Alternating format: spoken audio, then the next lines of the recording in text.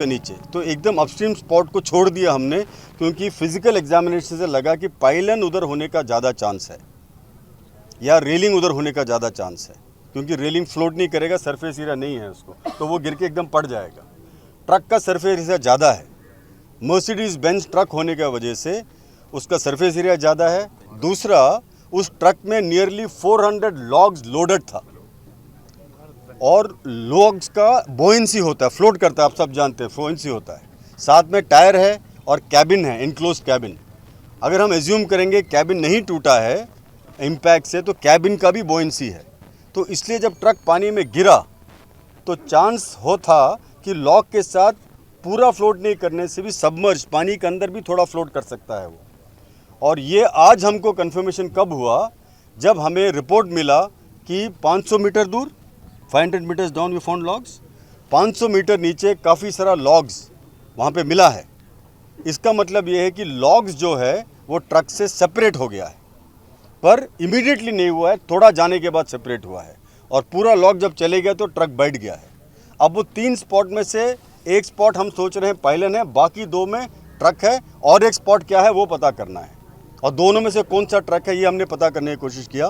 तो 2 स्पॉट को हमने अच्छी तरह ड्राई रन इसका ड्रोन का रन किया है।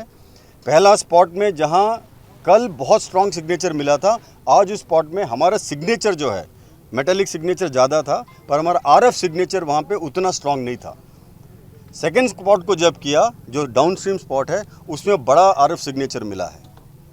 तो ये पूरा एनालिसिस के बाद हमको लगता है कि सेकेंड स्पॉट जो डाउन स्ट्रीम स्पॉट है, आज जो 2 में स्कैन किया, दैट मीन्स टोटल 3 स्पॉट में से सबसे डाउन स्ट्रीम स्पॉट, जो कि थोड़ा और नदी इसका मिडिल का साथ में है, वो ट्रक होने का सबसे ज़्यादा चांस है। एक हमारा कंक्लूजन है जो हमने ग्राउंड पे एडमिनिस्ट्रेशन को दिखा दिया है। उसका जियो टैगिंग भी हम करके उनको प्रदान कर देंगे। दूसरा, मर्सिडीज बेंज से हमने बात किया कि क्या चांस है कि ट्रक का कैबिन अलग हो सकता है या नहीं हो सकता है।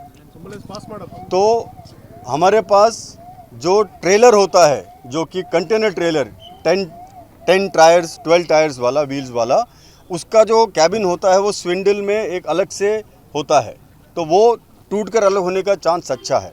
पर मर्सिडीज बेंज से जो हमने चेक किया, बोला ये जो ट्रक है ये ऑलमोस्ट मोनोलिथिक है, नट बोल्ट से जो कैबिन और उसका बॉडी जुड़ा होता है।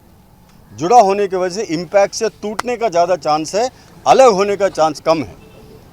इसलिए जो छोटा वाला सिग्नल में इसका कैबिन होगा कहना मुश्किल है, बड़ा सिग्नल में ही ट्रक और कैबिन दोनों है। ये हमारा आज का कंक्लूजन है।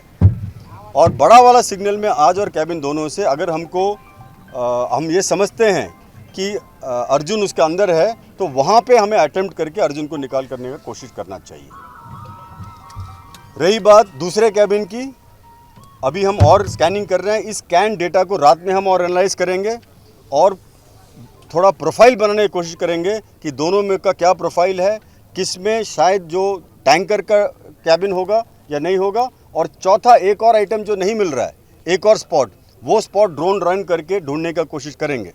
पर तत्काल इस इन्फॉर्मेशन से हम आगे कार्रवाई करने के लिए जो इन्फॉर्मेशन चाहिए प्लानिंग के लिए, वो इन्फॉर्मेशन हमने लोकल एडमिनिस्ट्रेशन दिया है। उनके सामने बहुत डायलेमा है, तो वो डिसीजन क्या लेंगे, कैसे लेंगे, वो हमारे एमएलए साहब और डीसी साहब मैडम लेकर के वो आगे का कार्रवाई का डिसीजन लेंगे। अभी वहाँ पे जो हमें डेप्थ मिला है ऑलमोस्ट 10 मीटर डेप्थ में, तो एक जगह में जब हमने साउंडिंग किया तो 5 मीटर में, जो सबसे स्ट्रॉन्ग जगह है, 5 मीटर में हमने पकड़ा है उसको, तो 5 मीटर में साउंड मिला है। इसका मतलब 5 मीटर प्लस ट्रक का हाइट, दैट मीन्स ऑलमोस्ट अगर 4 मीटर और लगा लो तो 9 मीटर तक नीचे है वो।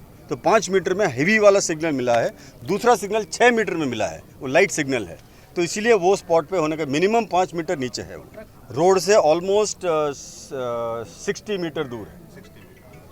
एडमिनिस्ट्रेशन ने बुलाया था डिटेक्शन करके बताने के लिए कि कौन सा मोस्ट लाइकली स्पॉट ट्रक का है और कैबिन का है। हमारा काम वही था, उसी पे हम आज रात में और फ्लाइंग करेंगे और उसको फर्दर डेटा कैप्चर के प्रोफाइलिंग करके मैक्सिमम इन्फॉर्मेशन कल देंगे। ये क्यों चाहिए इन्फॉर्मेशन, क्योंकि अगर हमें डाइवर को भेजना है अंदर, तो डाइवर को जब भेजेंगे तो वो लोग अपना लाइफ रिस्क में डाल रहा है।